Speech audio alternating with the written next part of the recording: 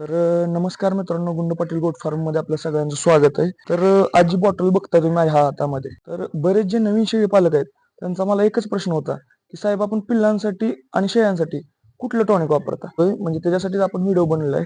तर माझ्या हातामध्ये जी बॉटल बघताय तुम्ही, मल्टीस्टार म्हणून आहे. आपण जे टॉनिक वापरतो तो मल्टीस्टार वापरतो. या मल्टीस्टार मध्ये पण दोन प्रकार आहेत. मल्टीस्टार एच म्हणून एक टॉनिक आहे, मल्टीस्टार प्लेन मल्टीस्टार म्हणून एक टॉनिक आहे. तर मित्रांनो, आपण जे वापरतो तो प्लेन मल्टीस्टार वापरतोय.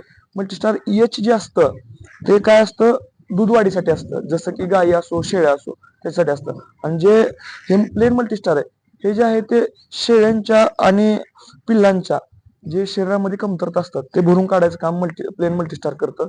तर मित्रांनो, ह्याचं प्रमाण जर बघायचं म्हटलं, आता कंपनीने इथं तुम्हाला सांगतो प्रमाण दिलेलं आहे, तुम्ही बघू शकता. आता कॅटल्स म्हणजे जे गाई म्हशी असतात त्याच्यासाठी 20 मिली डेली, म्हणजे दिवसाचं 20 मिली केलेलं आहे. त्याच्यानंतर शिप आणि गोट 5 मिली डेली केलेले आहे. आणि त्याच्या खाली परत जे चिकन्स आहेत म्हणजे कोंबड्या वगैरे 100 पक्ष्यांसाठी 5 मिली केलेले आहे. तर कसा विषय आहे माहिती आहे का तुम्हाला, आपण जे आहे ते वजनानुसार वापरतो. जसं की बघायला गेलं तर आपण लहान पिल्लांना जे आहे ते 5 मिली वापरतो, मोठ्या शेळ्या आहेत त्याला 10 मिली वापरतो. तर जे नवीन शेळी पालक आहेत त्यांनी जे पिल्लं आहेत ते बघून पाळायचं. म्हणजे जसं की आता मी जे आता हा बोकड दिसतोय, हा जवळपास 5 महिने प्लस गेलेला बोकड आहे. तर ह्याला मी जवळपास 8 मिली पाचतो. आणि मोठा बोकड जो आहे, ह्या मोठ्या बोकडाला जवळपास 8 ते 9 महिने झाले, ह्याला 10 मिली पाचतो. आणि जी शेळ्या दिसतात त्या सगळ्या शेळ्यांना मी जे आहे ते 10 मिली वापरतो. जे लहान पिल्लं आहेत मोठे पिल्लं आहेत, ज्या पिल्लांच्या वजनानुसार पिल्लांच्या कॅपॅसिटीनुसार असं काही साईड इफेक्ट नाही याचा.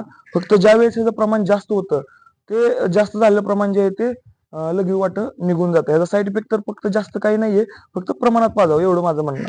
तर माहिती कशी वाटली कमेंट मध्ये नक्की सांगा. आणि व्हिडिओ आवडला असेल तर लाईक करा, शेअर करा.